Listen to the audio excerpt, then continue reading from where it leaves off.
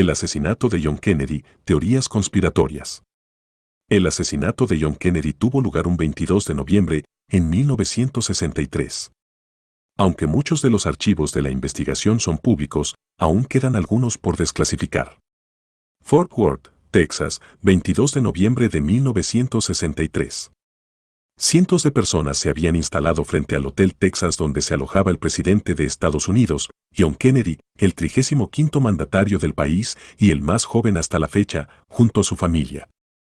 A todas estas personas las recibió para hacer unas breves declaraciones, haciendo hincapié en la necesidad de que Estados Unidos fuera una nación insuperable en defensa. De aquí salió el presidente, junto a su esposa y todo el equipo de seguridad, con el objetivo de llegar a la base Carswell, donde cogió un avión para llegar, en un breve vuelo de apenas 13 minutos, a Dallas.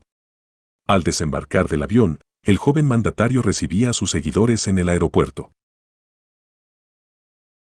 La primera dama, Jacqueline, recibía un ramo de rosas rojas y se sentaba junto a su esposo en un descapotable en el que también viajaban el gobernador John Kennedy y la esposa de este, Nellie.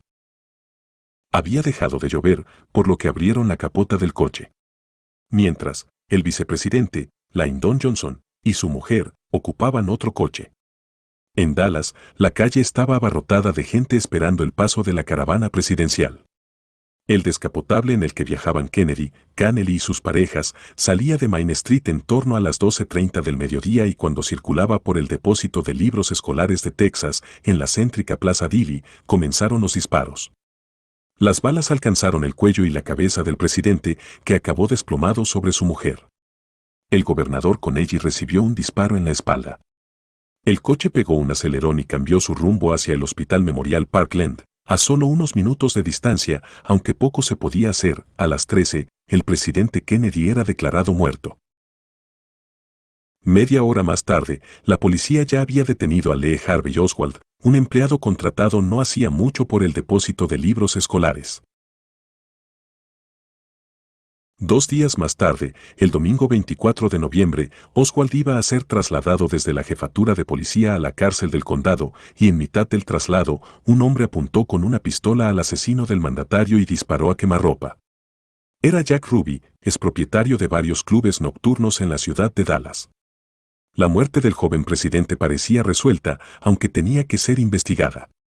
El 29 de noviembre de ese mismo año, apenas una semana después del asesinato, el sucesor de Kennedy, el hasta entonces vicepresidente Johnson, creó la Comisión Presidencial sobre el asesinato del presidente Kennedy, más conocida como la Comisión Warren, para realizar las investigaciones pertinentes, aunque muchos de los documentos relacionados con la muerte del presidente se mantuvieron clasificados durante mucho tiempo.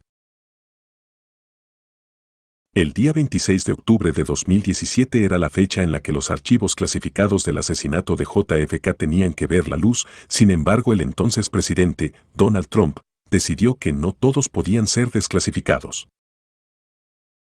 Según fuentes de la Casa Blanca consultadas por BBC, una serie de documentos quedaron sellados a petición del FBI y de la CIA, al menos durante 180 días, para que las agencias del gobierno pudieran determinar si su publicación podría suponer una amenaza a la seguridad nacional. Pasaron aquellos 180 días, y solo se publicaron unos 19.000 documentos de los archivos nacionales, aunque otros quedaron bloqueados hasta, de nuevo, otra fecha, 2021.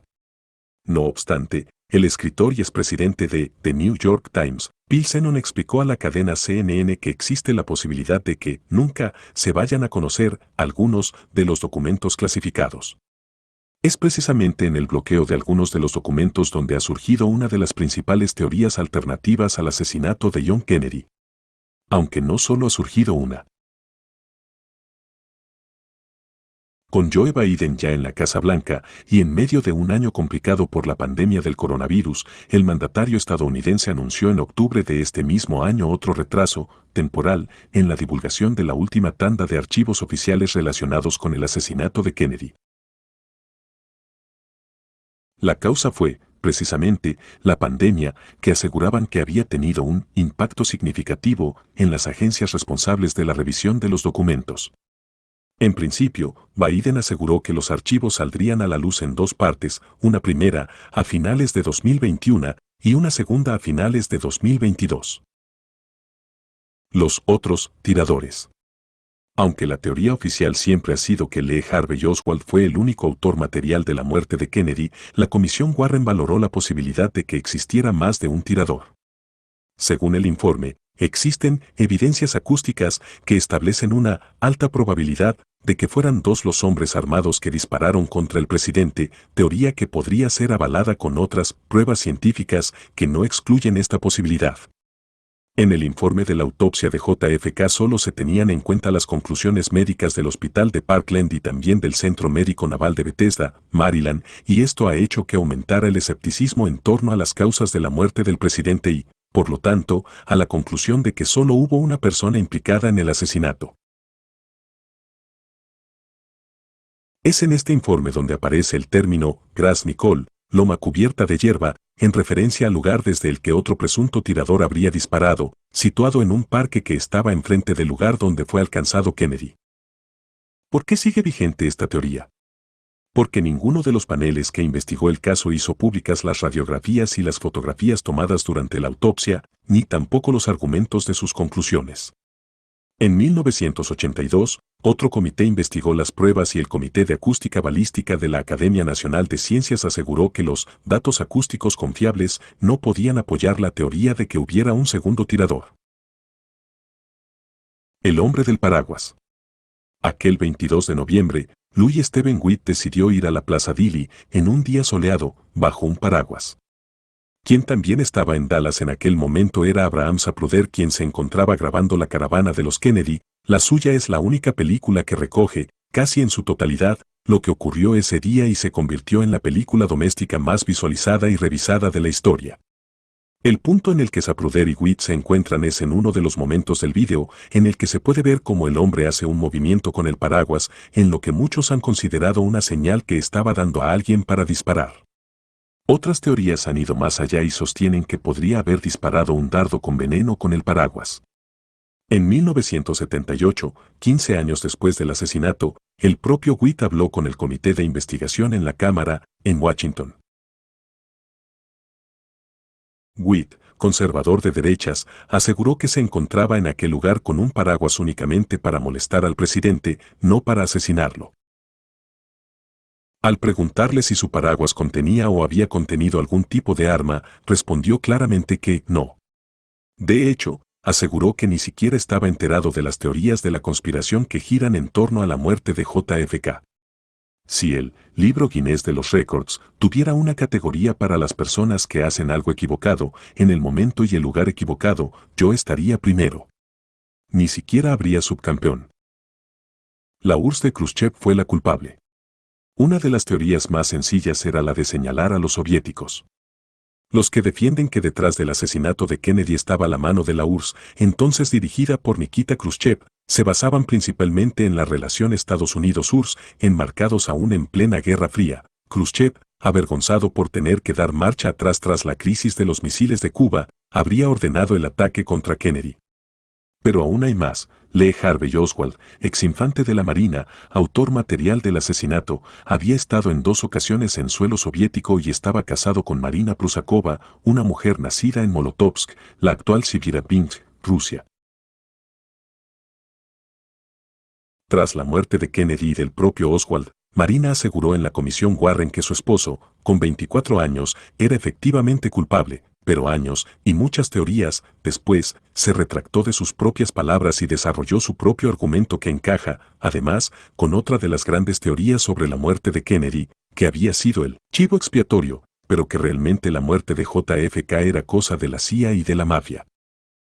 La propia Marina, tras la muerte de su marido, fue detenida, interrogada por el FBI y acusada de ser una espía rusa. La teoría sigue vigente. La muerte de JFK fue cosa de Johnson. Esta teoría está apoyada, entre muchas otras personas, por el exasesor de Donald Trump Roger Stone, acusado de estar relacionado con la filtración de miles de documentos de Hillary Clinton durante la campaña de 2016. Stone, estratega también en las campañas de Richard Nixon, Ronald Reagan, Jack Kemp y Bob Dole, tiene vínculos con portales con información poco fiable como Breitbart o Infowars, y también está detrás de la teoría de la nacionalidad de Barack Obama. Autor de el hombre que mató a Kennedy, el caso contra LBJ, la teoría de que el culpable de la muerte de Kennedy fue su vicepresidente, Lyndon Johnson, principalmente, de su mano, pero también está alentada por personas como Madeleine Brown, la amante de Johnson, quien aseguró que el que acabó sucediendo a Kennedy era conocedor de un complot contra Kennedy. Brown aseguró que la noche antes de la muerte de JFK había estado, junto a Johnson, en una fiesta en la casa de Clint Murchison en Dallas, a la que habían asistido otras personalidades como Richard Nixon. Allí, siempre según Brown, Johnson habría dicho a algunos de los presentes, a partir de mañana, los malditos Kennedy ya no volverán a avergonzarme. No es una amenaza, es una promesa.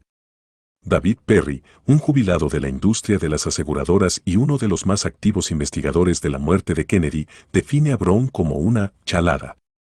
Fue Perry quien, recogiendo datos de las personas que supuestamente habían estado en aquella fiesta, demostró que Johnson no había estado en aquel lugar, y es la figura que logró desacreditar esta teoría. A muchas personas de Texas no les gustaba Johnson, pensaban que era un estafador, por lo que comenzaron a creer en esta teoría después del asesinato de JFK. Pero existen muchas pruebas de que esto no ocurrió y de que todo lo que ha contado Madeleine Brown es falso. Fidel Castro y la mafia. Muchas de las teorías de la conspiración sobre el asesinato de Kennedy tienen elementos comunes. Existen varias que apuntan directamente a la mafia o a Fidel Castro, como los autores intelectuales de la muerte del presidente, siempre con la vinculación de la CIA. Hay quien cree que la mafia ayudó a John Kennedy a ganar las elecciones en los años 60, asegurándose votos en un estado clave, Illinois. No obstante, Kennedy nombró a su hermano Robert fiscal general, quien se enfocó en poner fin al crimen organizado en Estados Unidos, con Jimmy Hoffa como uno de sus objetivos principales. Antes de la revolución castrista, la mafia había invertido mucho dinero en casinos en Cuba, pero con la llegada de Fidel Castro al poder en La Habana todo esto se frenó en la isla. El fracaso de Kennedy en la invasión de Bahía de Cochinos hizo que las esperanzas depositadas en poder continuar con el lucrativo negocio de los casinos en Cuba se rompieran en pedazos. Una de las versiones que muchos defensores de esta teoría apoyan es que detrás de la conspiración del asesinato de Kennedy estaba Jack Ruby, es propietario de varios clubes nocturnos en la ciudad de Dallas y el mismo que asesinó a Oswald, la persona que disparó contra el presidente. Otros aseguran que fueron cubanos anticastristas los que pagaron a la mafia para matarlo. No obstante, la Comisión Warren descartó la implicación de la mafia en un complot por acabar con JFK, y aunque el Comité de Asesinatos de la Cámara de Representantes determinó que era así, no descartó que personas con vínculos con la mafia fueran parte de un complot. ¿Y si el padre de Ted Cruz tuvo algo que ver? La teoría de la implicación del padre del republicano Ted Cruz es relativamente reciente. Durante las elecciones de 2016, Trump dio a entender que el padre de su compañero era socio de Lee Harvey Oswald. Su padre estaba con Oswald antes de que le dispararan, aseguró el expresidente durante una entrevista concedida a la cadena estadounidense Fox News. Y ni siquiera se habla de ello. Quiero decir, no se menciona, de eso no se informó, aseguró el exmandatario. Incluso después de ganar a Cruz en las elecciones a la candidatura republicana para los comicios presidenciales de aquel año, Trump insistió en su teoría. Todo lo que hice fue señalar el hecho de que en la portada del National Enquirer hay una foto de él, Rafael Cruz, el padre de Ted Cruz, y el loco Lee Harvey Oswald desayunando, aseguró. Hay que tener en cuenta que el propietario del tabloide estadounidense, David Pecker, es buen amigo de Donald Trump, por lo que habría que valorar la fiabilidad de esta información. Francamente, el National Enquirer es una publicación que, en muchos aspectos, debería ser respetada. Si esto fuera, The New York Times, les habrían dado el premio Pulitzer por sus reportajes. A Pecker se le ofreció inmunidad a cambio de su testimonio sobre los negocios ilícitos del exabogado de Donald Trump, con quien habría trabajado para silenciar una historia que podría perjudicar a Trump. Prensa con una conferencia de prensa en la que expresó una lista bastante larga de formas de expresarse y de dirigirse a Donald Trump. Le dijo que era totalmente amoral, que era un mentiroso patológico, que era un mujeriego en serie, y especialmente una que dejó a muchos sorprendidos. Aquí está.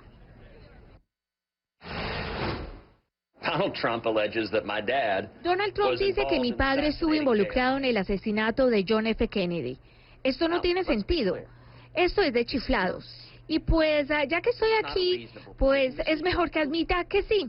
Mi padre mató a John F. Kennedy. Él es en realidad Elvis.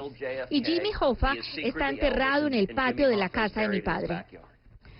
A lo que Trump se está refiriendo realmente, Cruz, es a la portada de esta publicación sensacionalista, el de National Enquirer, que publicó el 20 de abril un vínculo que dice conoce entre Lee Harvey Oswald, la persona que asesinó a presidente Kennedy, y Rafael Cruz, el padre del senador por Texas. Son asuntos obviamente que no se han podido corroborar, pero que aparece en esta publicación. Cruz dice que esto aparece, y lo que Trump lo dice, porque el dueño de esta publicación es muy amigo de Donald Trump. Así las cosas, el mismo Trump hoy, después de esta larga conferencia, respondió lo siguiente. Aquí hay un gráfico para que nos acompañen, y él dice básicamente que esto es un candidato desesperado que está intentando rescatar una campaña, y dice: no sorprende que haya recurrido a sus tácticas usuales y retórica desmedida que nadie cree. Y continúa: la ridícula explosión de hoy solo prueba lo que yo he dicho desde hace tiempo, que Ted Cruz no tiene temperamento para ser el presidente de Estados Unidos. Así